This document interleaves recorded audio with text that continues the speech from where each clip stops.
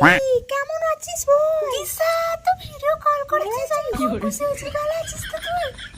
বাবা তোর তো ভিডিও কল করাই হয় না। আসলে আমার তো অনেক বান্ধবী আছে না, তো কাকুর বাড়ি গেছিলাম রে, তখন ছিলাম না। কি বলছিস ওরকম বিড়বিড় করে? আমি শুনতে পাচ্ছি না। কিছু বলো না, কি বুঝতে পারছি না।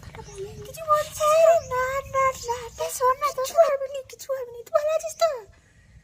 ওই কোথা গিয়েছিলিস? কলকাতা তোর কাকুর বাড়ি কবে ফিরলি? হ্যাঁ আমি কাকুর বাড়ি গিয়েছিলাম রে, তখন ছিলাম না। কি বলছিস ওরকম বিড়বিড় করে? আমি শুনতে পাচ্ছি না।